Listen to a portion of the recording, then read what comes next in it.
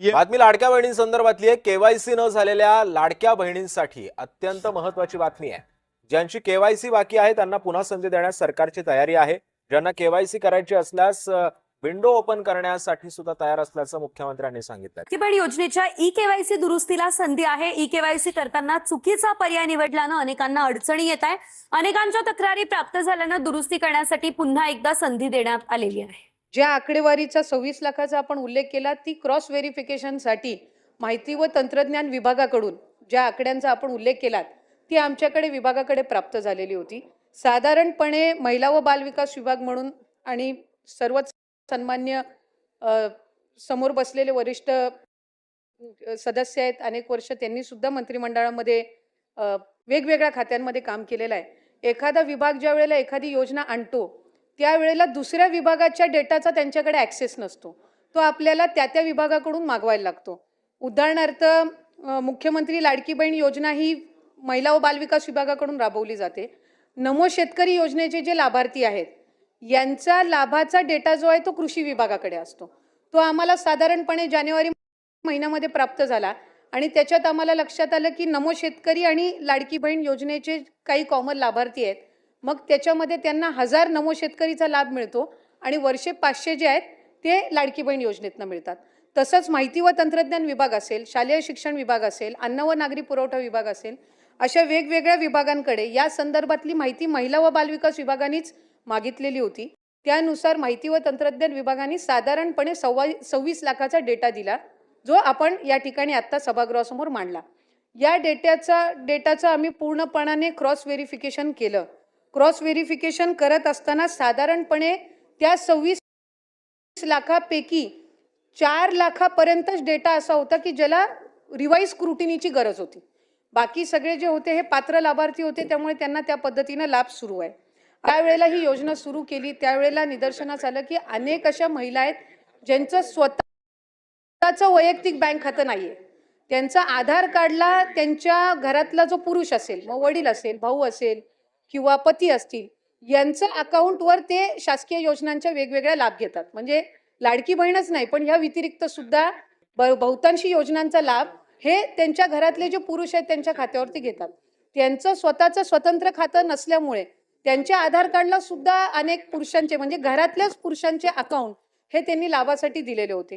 त्यामुळे त्या संदर्भातलं सुद्धा क्रॉस व्हेरिफिकेशन हे आम्ही साधारणपणे केलं आणि त्याच्यामध्ये कुठलीही पात्र महिला लाभापासून वंचित राहता कामा नये या दृष्टिकोनातून ही पावलं उचलत असताना ती 12-13 हजार एकदम आपण वगळून जर त्याच्यातल्या खरंच लाभार्थी आहेत पण त्यांची बँकचं खातं नाही म्हणून घरातल्या पुरुषाचं त्यांनी खातं दिलेलं आहे, यामुळे ते लाभापासून वंचित राहता कामा नये म्हणून त्या संदर्भातली आम्ही क्रॉस व्हेरिफिकेशनची जी प्रोसिजर आहे ही त्या ठिकाणी गेल्या 3-4 महिन्यापासून राबवली।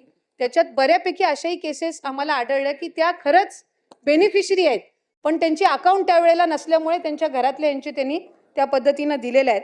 त्यामुळे अशा पद्धतीनं प्रक्रिया करत असताना ई केवायसी जे आपण सुरू केलं याला साधारणपणे आम्हाला 8 ते 9 महिन्याचा कालावधी ती ई केवायसी प्रक्रिया ज्याच्यात 13 बाबी पूर्ण कराव्या लागतात मग ती प्रक्रिया आपल्याला सुरू करता येत असते, तर ती आम्ही सुरू केली आणि ई केवायसी झाल्यानंतर याच्यामध्ये आणखीन जो सुरळीतपणा आहे या सगळ्या सबंध लाभार्थ्यांच्या संख्येमध्ये तो आपल्याला पाहायला लाडकी बहीण योजनेचा शासन निर्णय काढला त्यामध्येच या सगळ्या बाबी समाविष्ट केलेल्या होत्या आणि साधारणपणे मी आपल्याला पुन्हा एकदा सभागृहाला माहिती देऊ इच्छिते की टोटल रजिस्ट्रेशन जे आलेलं होतं ते 2,63,83,000 होतं। त्यापैकी 2,42,936 म्हणजे जवळपास 20-22 लाख जे रजिस्ट्रेशन फॉर्म्स होते हे त्यावेळेला सुद्धा त्याचं रेक्टिफिकेशन झालेलं होतं। नाहीतर पहिल्याच ह्याला 2,63,00,000च लाभार्थी असते, ते 2,43,00,000 होते म्हणजे 2.43 होते।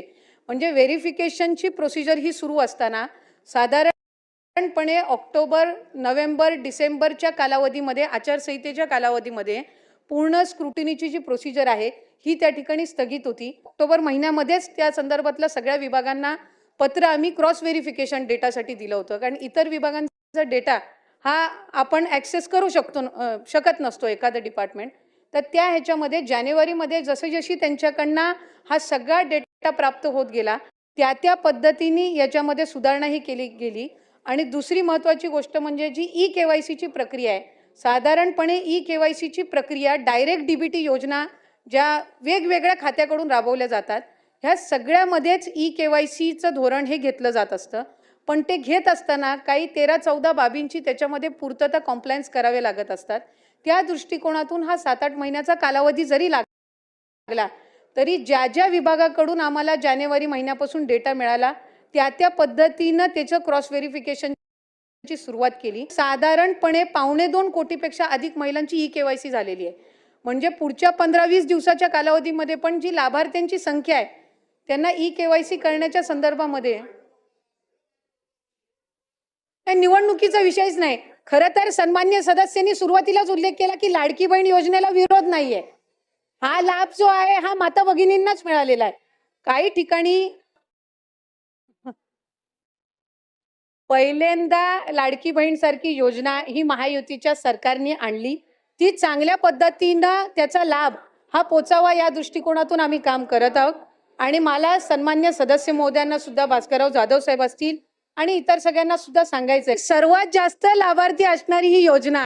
अध्यक्ष महोदय, आज पुरवणी मागण्यांच्या चर्चा दरम्यान महिला व बालविकास विभागाशी संबंधित मुद्दे उपस्थित करण्यात आलेल्यांसाठी सखी निवास, वसतिगृह आणि संस्था मंजूर करावी या संदर्भामध्ये सूचना केली. चंद्रपूर जिल्ह्यामध्ये नोकरी करणाऱ्या महिलांसाठी 2 वसतिगृह, सखी निवास, एक चंद्रपूर शहरमध्ये आणि एक वरोरा येथे मंजूर आहेत. तसेच महिलांसाठी 2 वन स्टॉप सेंटर, एक GST भवन चंद्रपूर आणि एक पंचायत समिती चिमूर इथे कार्यरत आहेत.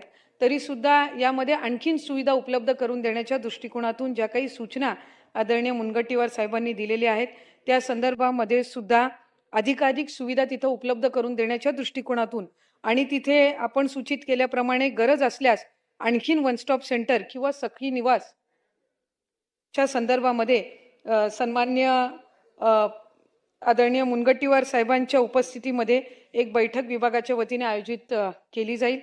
सन्मान्य श्री बाबाजी काळे यांनी अंगणवाडी इमारतीच्या बांधकामाच्या संदर्भामध्ये आणि तिथल्या कंपाऊंड वॉलच्या संदर्भामध्ये त्या ठिकाणी आपल्या सूचना मांडल्या. खरं तर 3% जिल्हा नियोजनमध्ये 3% राखीव हा महिला व बालविकास विभागाचा त्या ठिकाणी असतो. त्याच्यामध्ये सुद्धा अंगणवाड्यांच्या इमारती सुचवता येत असतात. या व्यतिरिक्त सुद्धा जिल्हा नियोजनमध्ये स्वतंत्र लेखाशीर्षक हे अंगणवाड्यांच्या बांधकामासाठी आणि विशेष दुरुस्तीसाठी उपलब्ध आहे. त्यामध्ये संबंधित आमदार महोदयांनी त्यांच्या विधानसभा मतदारसंघातली जी समस्या या ठिकाणी मांडलेली आहे, त्यातल्या ज्या सूचना आहेत ते सन्मान्य जिल्हाधिकारी महोदयांना देण्यात येतील आणि प्राधान्य देऊन त्यांच्या मतदारसंघातल्या अंगणवाडी इमारतींच्यासाठी निधी उपलब्ध करून दिला जाईल. त्याचबरोबर बचत गटांच्या संदर्भामध्ये त्यांनी जी काही सूचना केलेली आहे, खरं तर बचत गटांसाठी अस्मिता भवन यासाठी निधी उपलब्ध करून द्यावा अशी त्यांनी या ठिकाणी मागणी आणि सूचना केलेली आहे. संबंधित बाब ही ग्रामविकास विभागाच्या अंतर्गत येते. त्यामुळे उमेद अभियानाअंतर्गत जे ग्रामविकास विभाग आहे यांना आम्ही त्या संदर्भामध्ये त्यांच्याकडे माहिती दिली जाईल आणि सन्मान्य आमदार महोदयांच्या या मागणीनुसार तिथं जर जागा उपलब्ध असेल तर यंदाच्या वर्षी ग्रामविकास विभागाकडून लवकरात लवकर त्याची मंजुरी मिळवण्याच्या दृष्टिकोनातून जो काही पाठपुरावा आहे तो केला जाईल. लाडक्या बहिणींसाठी अतिशय महत्त्वपूर्ण अपडेट. आता महिन्याचा जो पहिला दिवस आहे 1 जुलैला आता सुरुवात झालेली आहे. लाडक्या बहिणींची जी KYCची मुदत आहे त्याबद्दल देखील अधिवेशनामध्ये महत्त्वपूर्ण घोषणा करण्यात आलेली आहे. 31 जुलैपर्यंत आता लाडक्या बहिणींची जी KYCची मुदत असणार आहे ते वाढणार आहे. ज्या बहिणींनी KYCच केली नव्हती त्या बहिणींसाठी सुद्धा मुदत आहे आणि सोबतच ज्या बहिणींनी KYC करून सुद्धा ज्यांचा लाभ मिळू शकला नाही त्या बहिणींसाठी सुद्धा ही मुदतवाढ देण्यात आलेली आहे. सोबतच लाडक्या बहिणींचा जून महिन्याचा हप्ता सुद्धा वितरणाचे आदेश देण्यात आलेले आहे. काही कारणाने थोडा उशीर झाला परंतु महिन्याची सुरुवात झालेली आहे आणि अधिवेशन अजून सुरू आहे. त्यामुळे लाडक्या बहिणींचा जो हा हप्ता आहे तो आता या अधिवेशनामध्येच वितरण करण्याचे आदेश देण्यात आलेले आहेत.